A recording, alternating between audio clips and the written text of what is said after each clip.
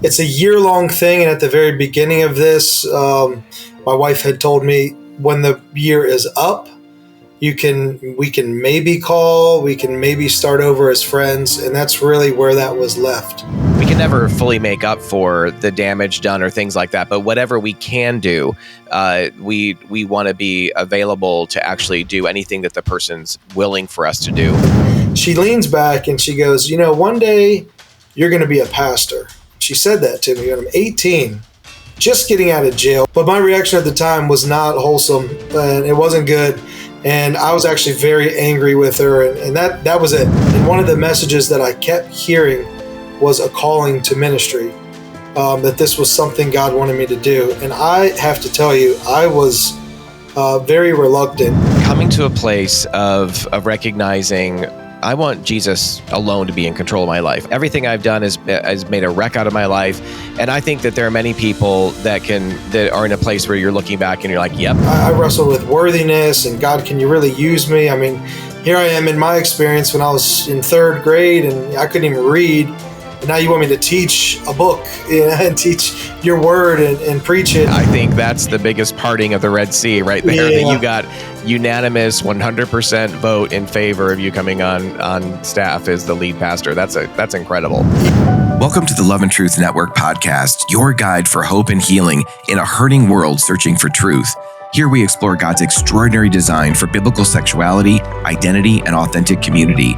You'll be impacted by incredible stories of transformation, practical wisdom from pastors and counselors, and the power of God's grace that changes lives.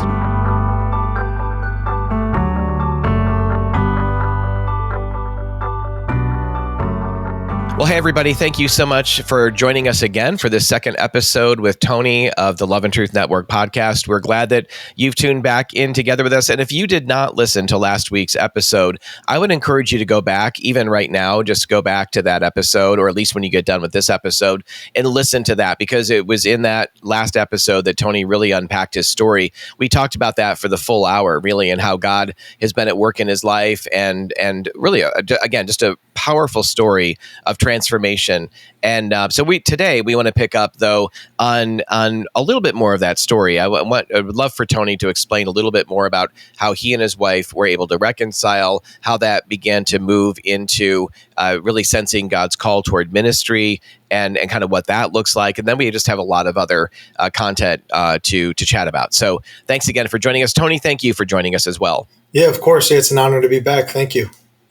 Yeah, we really appreciate it. So I would love for you just to pick up again that story that you shared in the last episode. And I think people may be wondering, well, gosh, I'd love to hear maybe some more specifics about, because some people listening or watching maybe have a situation, or they were in a situation where their marriage just completely fell apart and there was no reconciliation, or they're in the process of hoping that there will be reconciliation. So what did that look like for you to actually have that reconciliation, and then also to begin to, because not that many years have passed. So for you to also have had a call into ministry, that had to happen pretty quickly, simultaneously, I would think.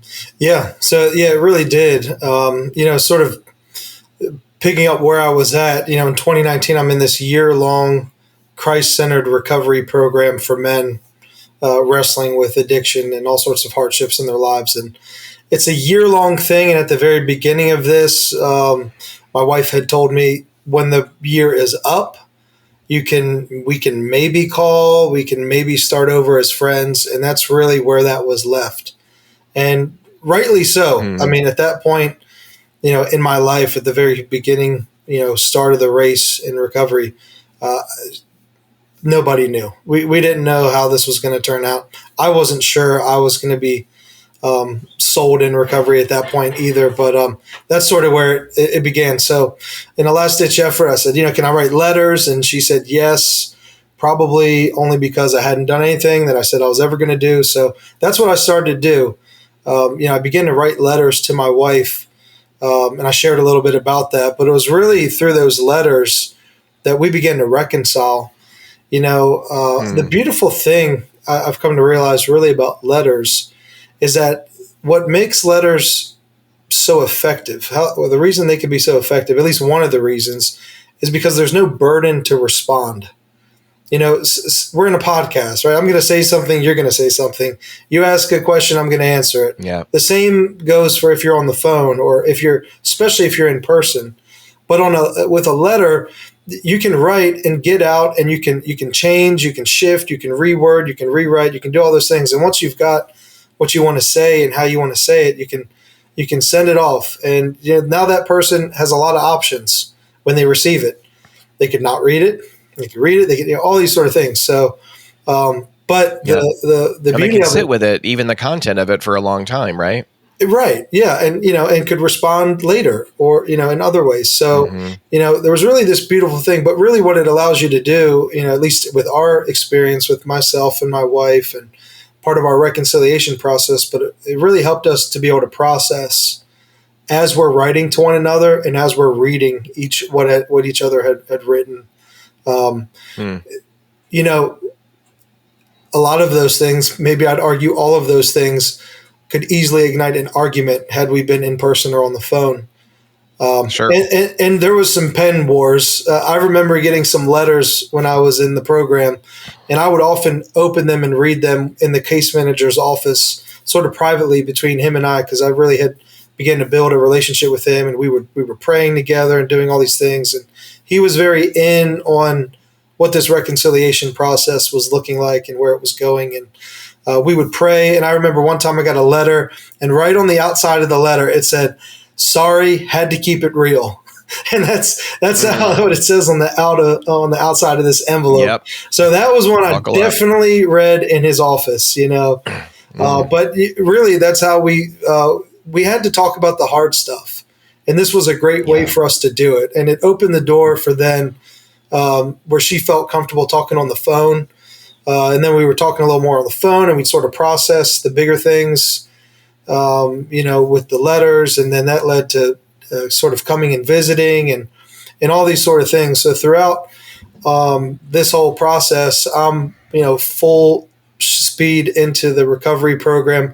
I've really surrendered early because I had a very quick sort of a faith response with the things that were taking place around me. I'd really seen God working through that place, through men's lives. There was a lot of fruit of all that everywhere I looked. And I was really just bought in on, I'm going to surrender all this. I'm going to surrender my decision making. I'm going to surrender how I think. I'm going to surrender my reactions to things and just sort of learn to respond and just trust men that were leading the program, who had also been through the program and had similar experiences, that God was going to use them fruitfully. And that was a big step for me, sort of giving all this trust, and sort of just leaning in. And so it was all these things taking place, and we had begun to really reconcile and work through the hard stuff that we needed to talk about. And I remember getting to a point in all of that, in recovery, when you're talking about 12 steps, you get to a point where it's steps 8 and 9, and that's when you're dealing with amendments in relationships. And part of that amendments are make an amendment unless when to do so would harm someone or others. And so there's sort of this, there's a notion that maybe if I make an amendment with you, it's not the right time if I know or that it's going to cause harm. There hasn't been enough time. Maybe there hasn't been enough real sort of talking and reconciliation, and to sort of force a relationship to go together quickly can also be damaging too. If I hadn't come enough longer way in my recovery and I make an amendment too soon or at the wrong time, all these sort of things. But one of the things I adopted with this and talking with my wife was, I am a complete open book to you. I know that a lot of what was wrong in our relationship, a big part of it was the double life that I had been living, all the things that I've been doing. And I knew the only way that was ever going to have any true reconciliation, and if I just said, the book's open. And there was sort of a caveat with that. And I said, the book's open, but just know that most or a lot of these answers, I will give them to you. They may be really hard for you to hear. So, what I was trying to say was have some wisdom in what you ask too. But at the same time, I'm open to answering anything about anyone or anything that I've done or been around and all these sort of things. But it was that sort of just wide open book and dealing with truly the hard stuff that really opened the door to reconciliation for our life, in our relationship and in our lives. And so for the couple of chapters you just mentioned, you're talking about making amendments, but I think it's making amends, right? It's it's offering, it's wanting to, it's wanting to step in, and in some fashion, we can never fully make up for the damage done or things like that. But whatever we can do, we want to be available to actually do anything that the person's willing for us to do in terms of making amends for the things that we've done to bring harm and damage. Yeah, sure. Yeah, absolutely. And it is making an amends. And I sort of think of it sometimes and process it as an amendment because, if you make an amendment to a document, it's something that's already existing, but great. I love you're it. adding something new to this now. So, in our amends process, there's this amendment and reconciliation that's really taking place with this open book. But God used all that, and we had to get into the nitty gritty. We had to get into the hard things, but we were both willing to do that. I mean, there's no other way forward, really. If you can't do that, then even if you get back together again, oftentimes it's fairly short lived because the crap just hasn't been dealt with. Right. It's been swept aside, and there's no real healing. There probably isn't really significant forgiveness that's been exchanged, and so anyway, that's really powerful. Now, what about the process of moving into ministry, and obviously, what did that look like for you? But then also, what did it look like for your wife? I mean, I would think she would have, quite the reaction to that too. Yeah. So I chuckle initially because it was really sort of an interesting way. So let me tell you one quick thing that took place when I was 18 years old. I was 18. I think I had just gotten a DUI, and I was sitting with my mother. We were at this little restaurant, breakfast place that she was just a regular of for years. She's the sort of type, same booth, same waitress, same meal, same drink. Yep. And there was a lot of, we called it now, looking back, that was our family counseling booth. We talked with mom about everything there. And, she went home last year, but it was an incredible time. That for years, that same spot was a sort of a pillar. And I was 18. I'd just gotten out of jail that morning for a DUI. My oldest sister called her. She was always my, pull me out of the fire type of person. And I'm sitting and I'm having a meal with my mom, and it's quiet and it's awkward. And I'm thinking, it's just waiting. It's coming. It's coming. She's gonna come down on me, and here it goes. And she leans back and she goes, one day you're going to be a pastor. She said that to me when I'm 18. Wow. Just getting out of jail. My mom would do this. God, let me say it this way. God would use my mom to do these sort of things, sort of sprinkled throughout our lives. But my reaction at the time was not wholesome, and it wasn't good. And I was actually very angry with her, and that was it. So fast forward, now I'm in this program. I'm having echoes of that happen in my head and in my heart. And as part of the program, many different pastors come in. They're teaching and sharing on all sorts of different topics and lots of Bible studies and all sorts of things. And one of the messages that I kept hearing was a calling to ministry. That this was something God wanted me to do. And I have to tell you, I was very reluctant. I very much was like, sure. Okay, you're going to have to shout it to me and show me I'm not worthy of this. I'm not, this is nothing that I wrestled with all this stuff. But so there was a time when I was in there that after about 3 months in this program, this year-long program, my mother had actually sent word that I got a piece of mail sent to her house that I had a warrant for my arrest. There was a previous incident I was involved in maybe 5 or 6 years prior where I was stealing money from a restaurant I was managing, but it never really got brought to court. I think they were trying to figure out how to process it or what to do with it. And The way I did it, I don't think left a whole lot of evidence. And so it kind of sat for a while and it never got a court date. And really throughout those years, I'd prayed like, God, would you just, it held me up from getting jobs and things. It's like, hey, this thing's sitting here. We can't really hire you. We don't know what will happen. But just a little while into the rescue mission, the recovery program, I get a court date, by way of a warrant. They had pulled that, and I was nowhere to be found because they didn't know I'm in Frederick. And so anyway, the point is I've got to deal with this. So I deal with it. They release me back to the program and with a court date. So the court date ends up about midway or a little less through this year program. At that time, my wife and I had begun to reconcile quite a bit. She was seeing me on a regular basis. We were talking on a regular basis. And really that's just due to the fact that we went straight into the hard stuff. I mean, we dove deep, and this whole open book and transparency had really God had moved in our lives and our relationship. But we were very raw still. I mean, this is just raw, but we were communicating. We were seeing each other. We were talking to the point where when I had this court date, I was able to stay with her like the night before because this was in a different county. It was a drive, and so they let me stay at her apartment.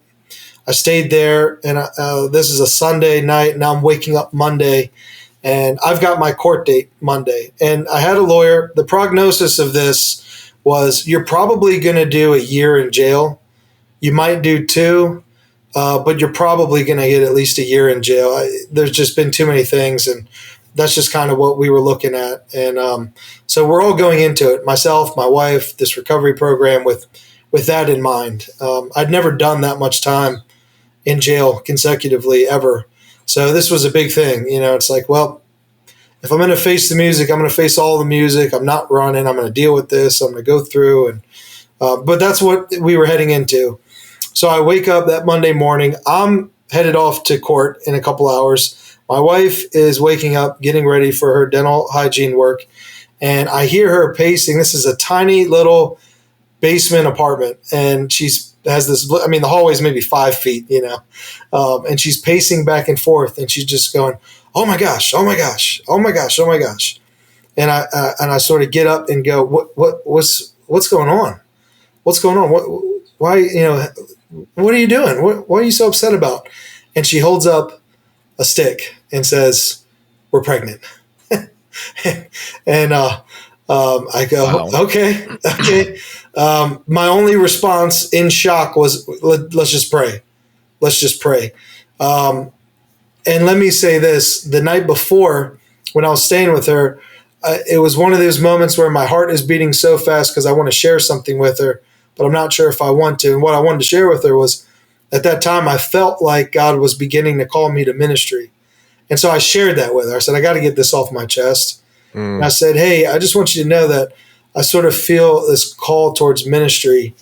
And it was probably to this day one of the loudest I've ever heard her laugh. And she said, oh, so you're going to be a felon preacher, huh? And I said, okay, never mind. Let's put that one on this conversation. We'll box that up and put it on the shelf for a little while, Yep. So, I'm going in this morning. She's pacing. She shows me this stick. We're pregnant. And I say, well, we just got to pray. She's got to leave in like 3 minutes from that and go to work. And I hold her hands and I say, Lord, you've given us one miracle today. And, it's all you. And we don't know what to do. Help us, guide us. And I said, Lord, also let me pray. Would you give us one more miracle? If you are calling me to ministry, would you please make this felony go away? And just help us and guide us today. Amen. That was the exact prayer. I remember it. Those were the two things. You gave us one miracle. We need another one. So off she goes to work. Off I go to court. Neither one of us are anxious at all. No, of course we're anxious. We're so anxious. I'm expecting to go to jail for at least a year. Now here it is, my wife that I've just barely begun to reconcile with. We're pregnant. I'm halfway through a recovery program. I mean, what a mess. What a mess.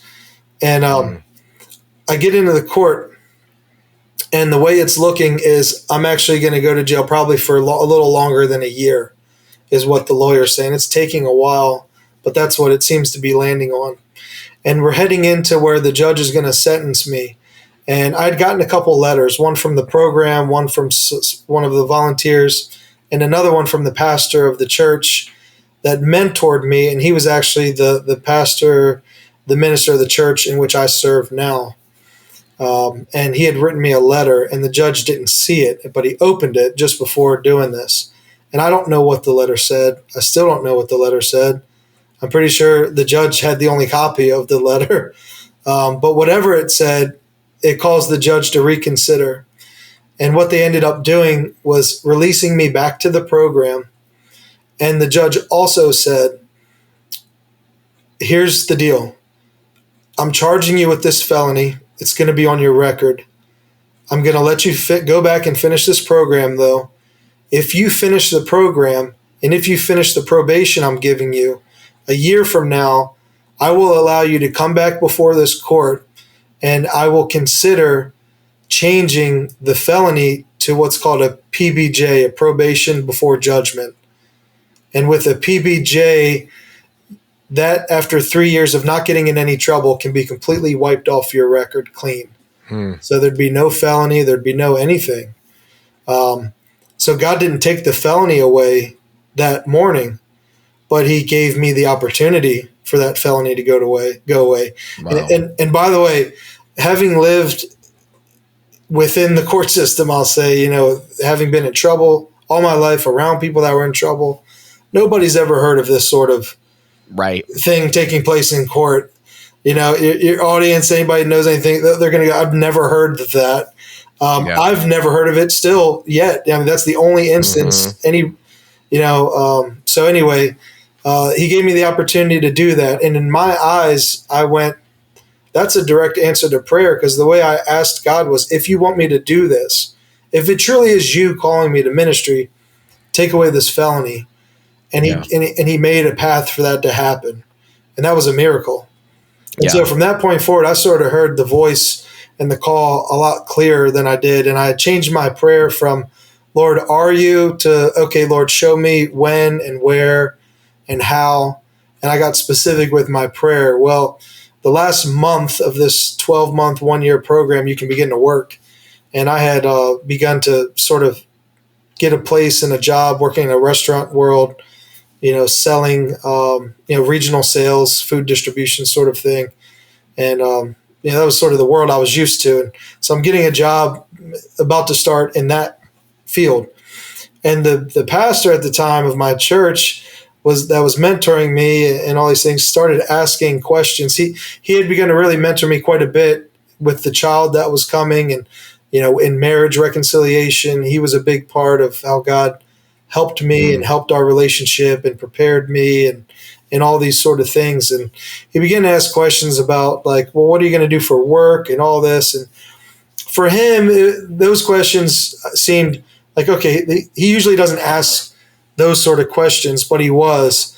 And he came back the next week with a contract to begin at the church as a full-time paid ministry intern. So that had answered. And I never told him, like, hey, I'm thinking of going into ministry. I felt it was one thing that I've wanted to know, this was from God.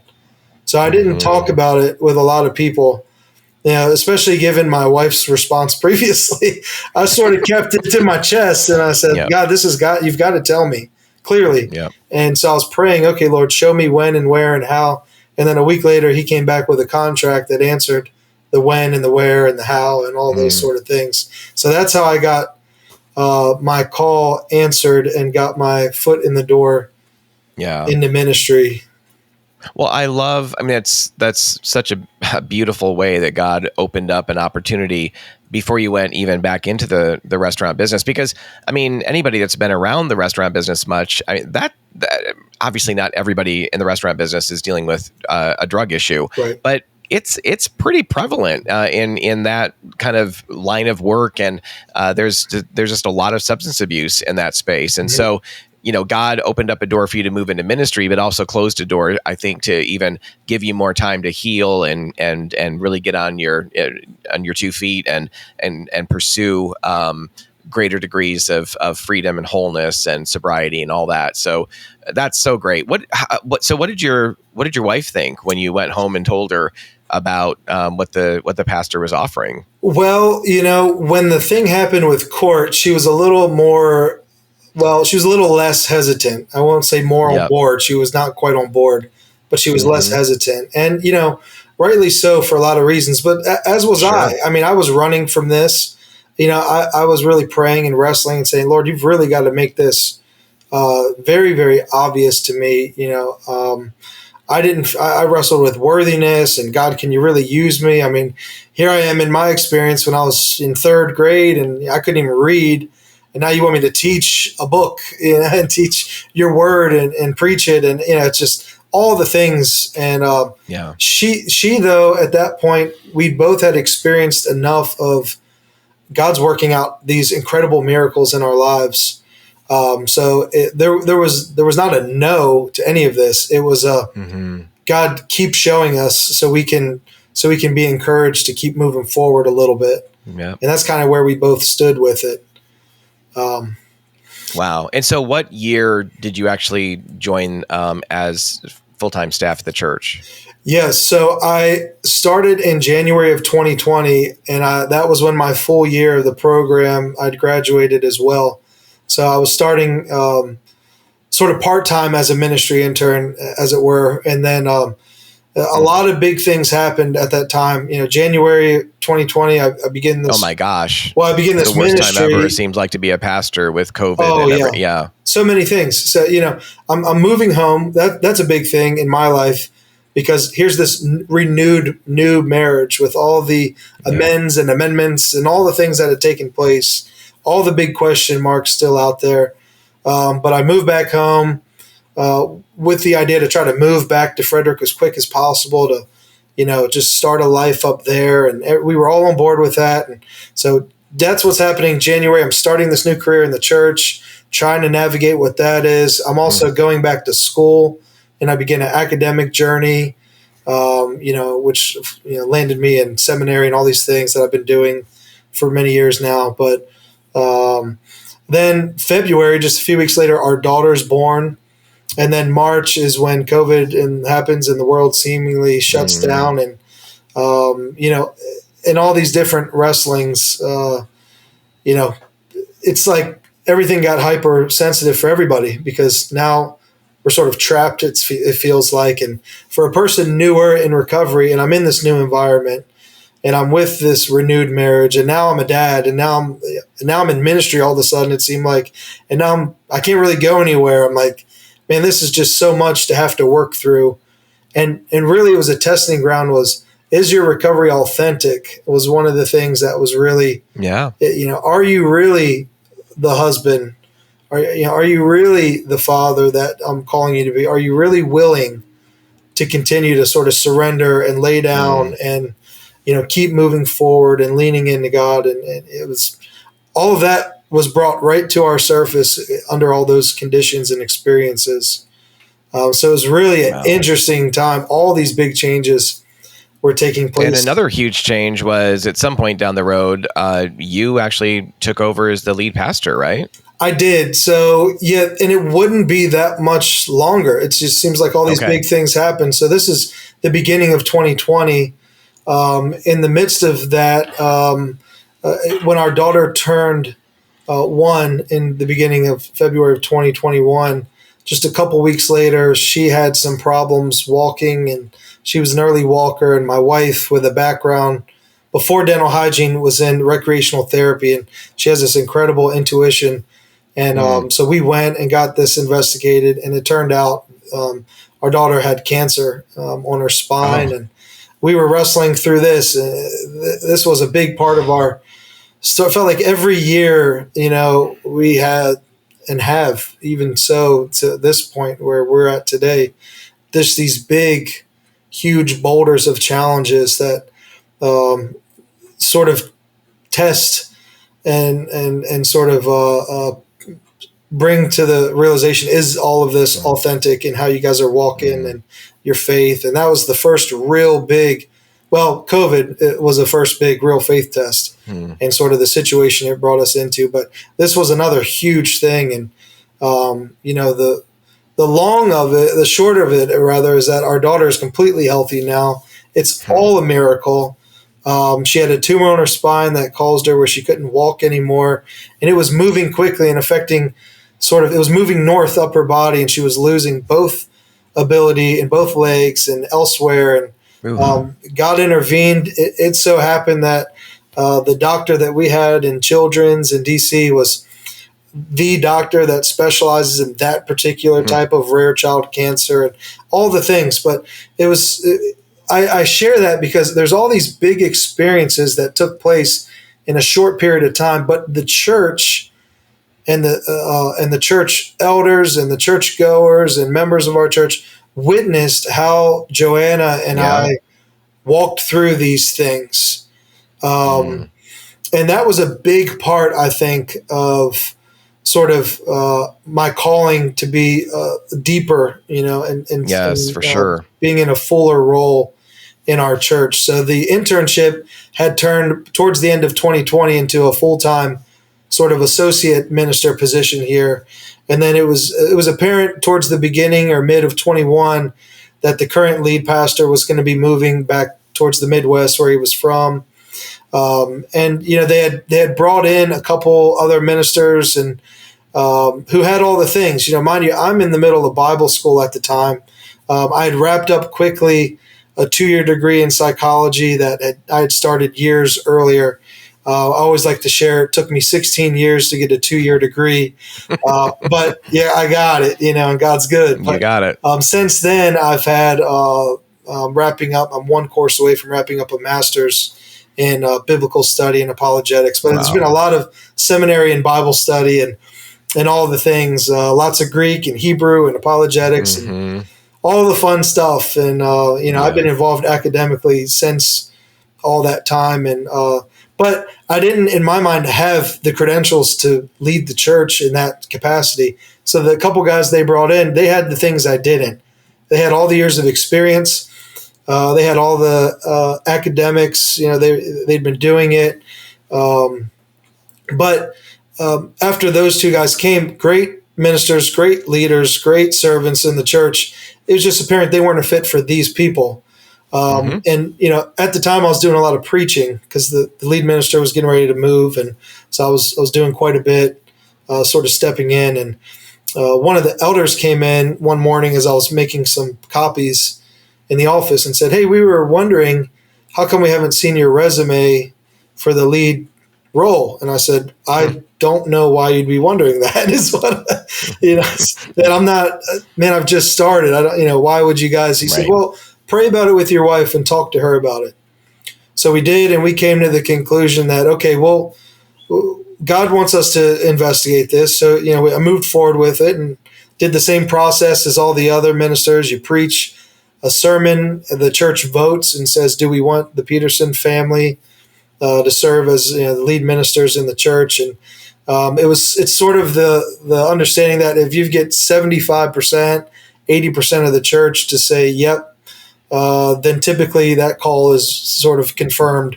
But I had a mentor at the time who'd been to many churches in his 30-year career and said, I really don't prefer to take a call at a church unless it's 90% or more. Yep. Otherwise, you maybe have a quarter of the church that isn't sure.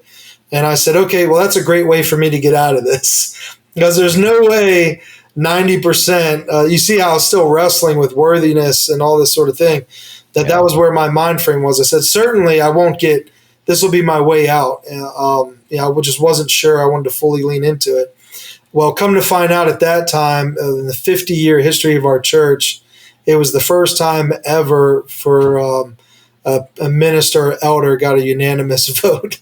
And we said, okay, Lord. Yeah, that honestly, Tony, out of everything you've shared, I think that's the biggest parting of the Red Sea right there, that you got unanimous 100% vote in favor of you coming on staff as the lead pastor. That's incredible. I mean, I'm being a little tongue in cheek there, but that's incredible. It is. Yeah. And it was certainly what we needed in order to go, okay, Lord. And, in the years since, of course, as he never is, God was not wrong. I mean, we've seen time and time again how God has used just our story and our experiences and the things that I've learned and my ability to communicate and all these sort of things. It's just been an incredible journey. But it really, for me, it had to be, I had to know, Lord, you've got your hand. The thing is, I had my hand on my whole life, and it just always went and led to death, spiritual death, physical death, emotional, everything, anything I had my hand in. And I said, I want to have my hand as far away. I've got to know this is you, Lord.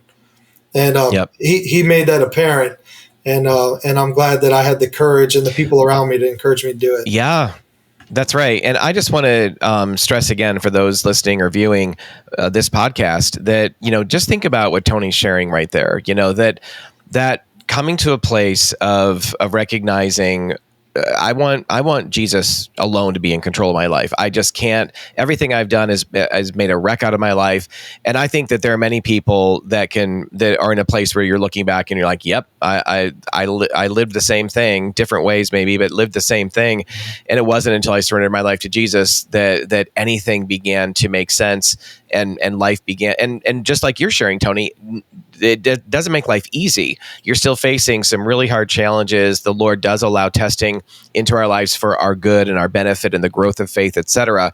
But there probably are some people listening and viewing that are still not done with their own self-efforts. They're still not done, or thinking that they're still not done with that. And I would just encourage you that the sooner you're done with thinking that you can try harder, you can make it happen, somehow you just need to dial it in more, somehow on your own, you're going to overcome pornography addiction or sexual brokenness or substance abuse or whatever the cluster of things are, you're going to somehow be able to do what you've not been able to do all of the past years and maybe decades of your life.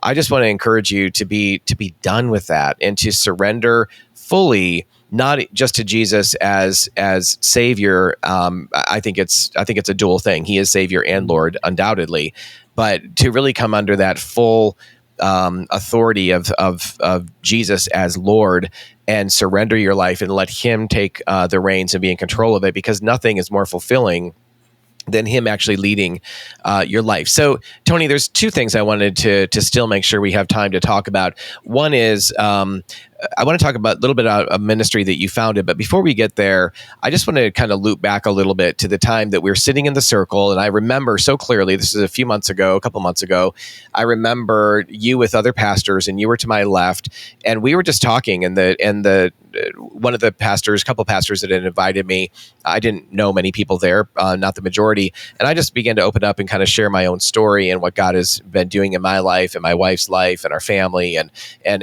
I mean, frankly, now countless people that we know and we've seen the Lord move in powerful ways in their life, and just through my openness and vulnerability and being comfortable with all that, like you really spoke up, and very quickly, as I opened up the first episode here, very quickly, I felt like, kind of a kindred spirit with you, and felt like, oh, here's someone, even as a lead pastor, sometimes lead pastors are the most shy about sharing their real brokenness that they've come out of, because it's like, oh, as a lead pastor, I've got to give this image or whatever, but, or in thinking that that's so essential when it really isn't or shouldn't be. But what was that experience like for you in terms of sitting and listening to me share and listening to other questions going on, and then being able to open up some of your own heart about what God has been doing in your life?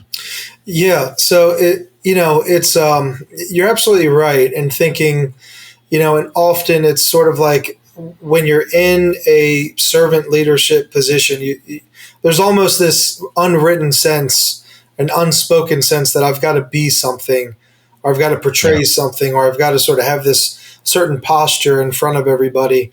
And in some regard, that's sort of true. We built that. We kind of built it into it. Sure. Yeah. And in some regard, that's sort of true. I mean, certainly there's got to be a sort of a trust and a maturity, and there's, things like this. But what I've learned, and this sort of got initiated as you were speaking when we met a few months ago, I was really grateful And it was really a blessing for me to be attending the church that I now pastor, because when I began to attend the church, on paper, I was in a homeless rescue mission, struggling with addiction, unreconciled to my wife, broken in every way, unsure of who I was. And that's how I entered my church. And my church has seen what surrender fully looks like through my life and my wife and our family. And not only have they seen what it looks like, they have seen and witnessed sort of in practice what that means for struggles. The things like going through the cancer struggle, and also we've lost some people very abruptly. My mother I'd mentioned previously, and that was a very quick 12-day cancer diagnosis. I mean, all these sort of big things in life, which they can relate to. Maybe they can't relate to addiction or homelessness or those sort of struggles that I had cycled in and out of for so long. But everybody can relate to a certain brokenness that takes place in life. But what they got to witness, and really, this is sort of the glue that holds anything together. It gives anything any sort of weight in walking out the gospel. I mean, the gospel is, I'm broken, and I'm in need of saving. And before you can even begin to process what that looks like, you've got to come to a place where you can admit that I need saving, and that I am broken, and that I can't fix it, and my wife can't fix it, and my husband can't fix it, and my career or earning enough or getting enough or being enough doesn't fix it. The only thing that can fix is me surrendering my life fully to Jesus. And so I think from the pulpit perspective, that resonates with everybody. It's a gift that my church, we have this sort of mutual relationship where we got to witness that and see it as it unfolded in my life and in my family and in my marriage. That's a beautiful gift that our church has received, I think, as a family. But it's a gift of authenticity that resonates with everybody, within my church community, outside. It's not that we don't struggle. I struggle, my wife struggles, our marriage struggles, our family struggles. We just struggle different than we did before. Yeah. And I think the key that sort of unlocks how does this look and how can we help people with that is being open and authentic with it. When we sort of posture from the pulpit and we have this sort of sense that we can't get open about these things because they're going to discredit us or make people less trustworthy of us or things like that. Really, it serves the opposite. When we can be open, of course, you got to use wisdom with how open and details and things like that. That's right. That can really hurt people too. You don't want to produce triggers or anything like that, but being able to relate and be authentic with different experiences that different fires that you've walked through, and being able to share how Jesus walked in it and entered them with you and how you were able to struggle different because of that. That's the sort of stuff that gives people hope. We have a saying in our church that our struggles uniquely qualify us to help other people. They're not for no reason or no purpose. That's right. Your story, what made me want to share when we met a few months ago, was because your struggles qualified you to do all the things that you and your wife do and so many others. And that sort of ignited in me, well, hey, let me share a little bit, about how the struggles that I've gone through are not without purpose. Really, they're with a lot of utility. God wants to use these things. God does use these things. You read through the pages of Scripture, and that's the story of all of these characters in the Bible. God uses the adultery. God uses the sexual brokenness. He uses the lying. He uses the cheating.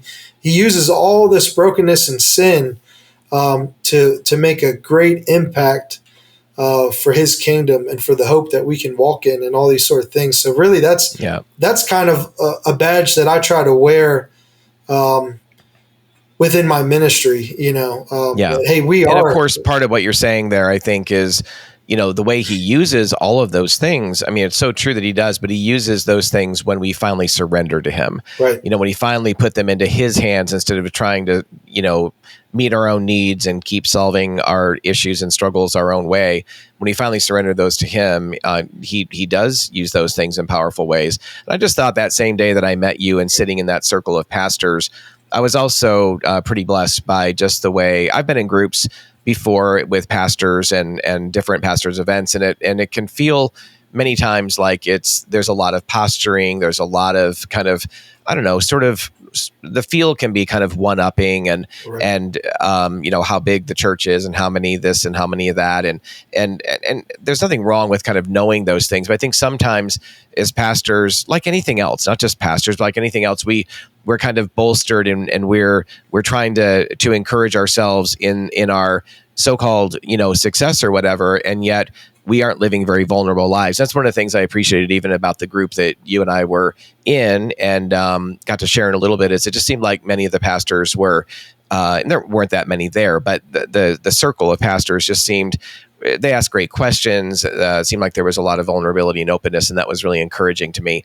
Well, one of the things you and I talked about that same day when we were connecting, even after the group, is this ministry that you started, which I just think is so incredible and something God has led you to do. But the Living Water Ministry, talk a little bit about what that is. Yeah, so Living Water Shower Ministries, and it's really one of those things, again, that sort of comes out of my own struggles. Within addiction, there was times where I wrestled with homelessness. A lot of times that looked like couch surfing. Sometimes that looked like living out of my car. Other times, in different seasons, it looked like sleeping outside. But nonetheless, that experience existed, and I can relate to a lot of people going through that. When I was in the recovery program, I served in the kitchen, and in the kitchen there at the rescue mission here in Frederick, Maryland, they serve all of the homeless population. Anybody who's experiencing homelessness or any of those struggles can come through for a hot breakfast or lunch. And I had the opportunity to meet a lot of those, we call them our neighbors. We had a lot of opportunity to meet a lot of our neighbors. And there was one day after I'd graduated in 2020, I was interning at the church. I was leaving to go back home, and I stopped by the rescue mission. Of course, this is in the context of COVID. And I was just saying hi to the guys in the program to encourage them, and from 6+ feet away, how we had to do all that. And stopping by, encouraging them. Then I was leaving, heading down the road, and I saw one of our neighbors that I knew that would come in and get meals. His name's Chris. And I pulled over, and I sort of got in the habit of asking people, what's one thing I can do for you right now? Because if you say, hey, what do you need? There's going to be a bunch of stuff, especially in that context, that I would not be able to do. So he wanted something to eat. I got Chris something to eat, and I'm getting ready to leave. And he qualifies his statement. He says, hey, I know you can't do this, but I really need a shower. And it sort of triggered in my memory, okay, I remember that need very vividly. And I remember what that felt like. And I remember how worthless and how I felt like I had no dignity and, all these sort of things. Like I didn't even want to go out, because I knew what kind of situation I was in. And so now I've got this drive. This was before we had moved to Frederick, just a couple months before. So I've got this longer drive back and forth and time to think. And, I remember my wife and I years prior had gone to a wedding that had an outdoor bathroom trailer. And I thought, well, they've certainly got to be able to make some shower trailers like that. And so because of COVID, I thought outdoors and I thought individual. So we ended up purchasing, I started a nonprofit called Living Water Shower Ministry. And because of my experience at the rescue mission with all the different local pastors and church members that volunteer, I'd really built up a big network. And of course, I was beginning in ministry myself. So I had quite a network just locally with different churches and ministries. Right. And God used that to fund the money that would go into this almost $100,000 6-stall traveling shower trailer, which now we've been rolling around Frederick for 17 months. We have we've got tons of volunteers that help us.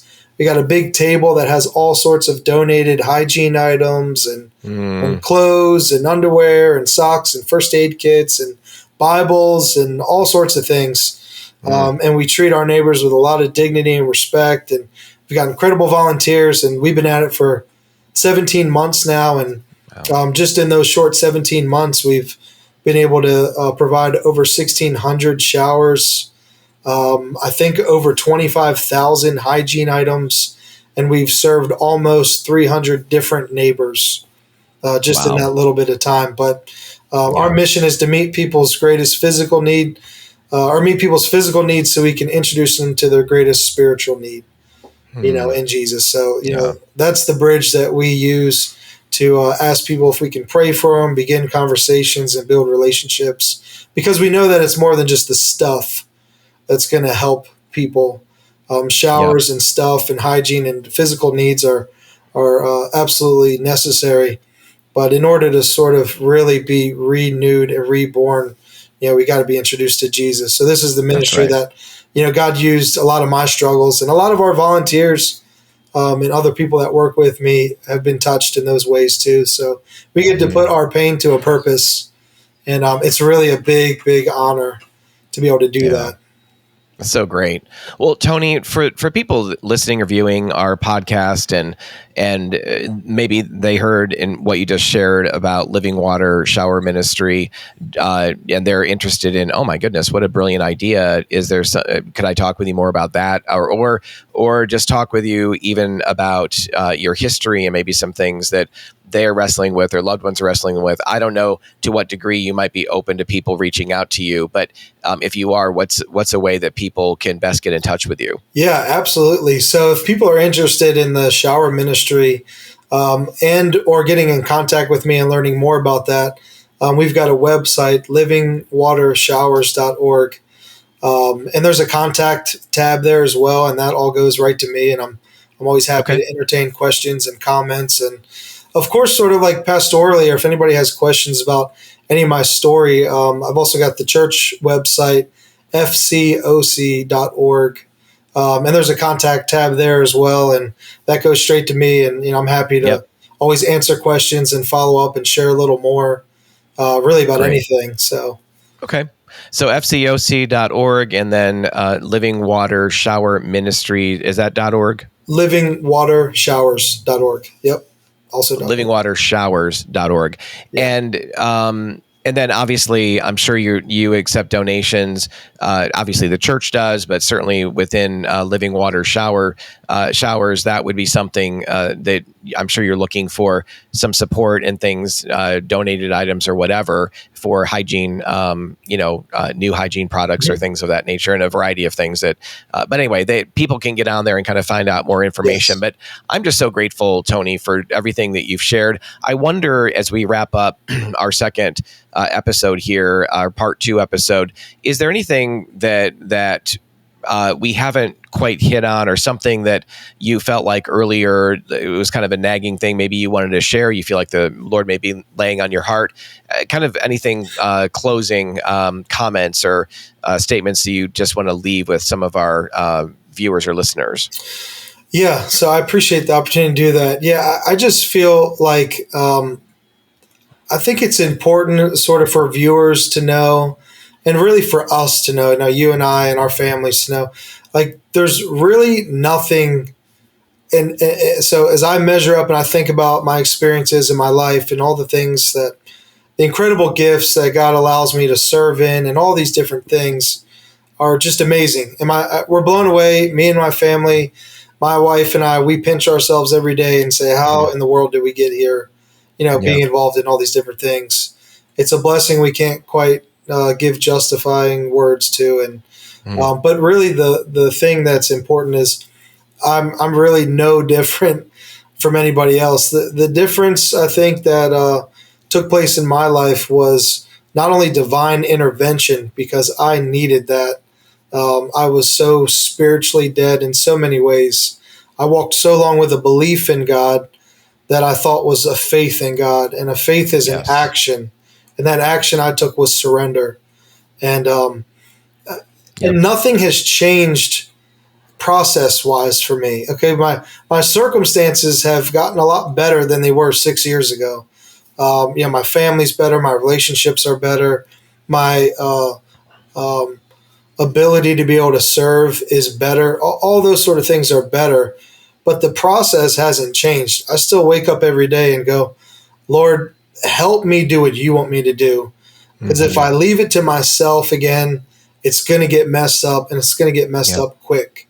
And after a little bit of time, not messing it up gets a little bit easier.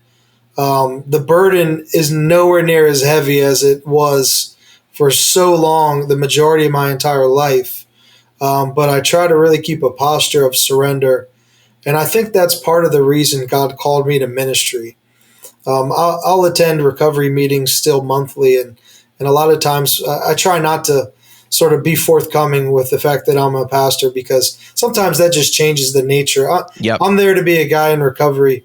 But it inevitably happens, and somebody will say, man, that's just an incredible miracle.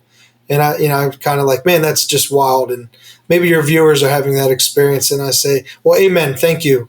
Thank you for that. It is. And it truly is a miracle. But I'll say, well, what do you do? What do you do for work, or what's your vocation? And they'll say, well, I work in a restaurant, or I'm a forklift driver. I work in construction. Yeah. And I'll say, well, that's great. I've done all those jobs. I've never done them sober. There's a certain gift in what God has called me to do, because I feel like one of the reasons I'm here is because I have this built-in, the beautiful thing is I've got this built-in accountability. God knows that I need to be here doing this sort of thing. So even within my own vocation is this, sort of process and posture of accountability and surrender. There's such take it to such a high degree of seriousness and maturity when I approach God's word and God's people, because it has eternal impact. And so I want to come with this as surrendered and decrease myself and increase him as much as possible. But the only reason God can use me or use my family or use any of us, I think, is we've got to come to that place of, Lord, I can't do this. Whatever that this is for you. And for me, it was sexual brokenness. For me, it was addiction to drugs and alcohol. For me, it was manipulating people and taking advantage. I mean, every bad thing. I wrestled with lying. I wrestled all the things. And my pain got to a point where I said, I can't do this anymore. And I've got to fully give it to God. And wherever your listeners are at, we've got to get to a spot where we fully give it to God. And if I could just share with pastors and those that serve in ministry, we've got to be willing to sort of have a degree of wearing our pain and our things that we've been through on our sleeve. There's got to be a level of authenticity that says, I wrestle with this too, or I have. We got to let God use that stuff. That's why we went through it. We went through it so God can redeem you in it. That's the good news, and that we can use that redemption and that being renewed through that process. That's the beauty of the gospel. Yep. And it's such a tragedy when God does redeem from such deep brokenness, such deep shame, things that again, many of the things you laid out, many of the things I talk about very openly, but when we take our freedom and just hide all of that and begin a career, maybe even ministry, and we just shove all that aside and we never want to look at it again. We never let anybody know about it. We are so robbing people of hope and robbing God of his glory. I oftentimes say that as well, and robbing ourselves of greater freedom. And so I love your story for all of those reasons, that you're willing to put it out there, that you're willing to give God glory and give other people hope. And so you really have done that, Tony, in some big ways in our two episodes together. So thank you for joining us very much. We really appreciate that. And thank you so much for having me. It's really an honor and a privilege to be able to share. Yeah, thanks. Well, hey, everybody, thank you for joining us for this part 2 of another episode of the Love and Truth Network podcast. We look forward to seeing you in a future episode. Take care. Hey, thanks so much for joining us for the Love and Truth Network podcast. We hope that the stories and insights shared have ignited in you a sense of God's powerful love for you and given you encouragement for your own journey toward relational and sexual wholeness. Remember, transformation is absolutely possible when rooted in grace, truth, and authentic biblical community. Subscribe today, share with a friend, share with your pastor, and we look forward to seeing you in our next Love and Truth Network podcast.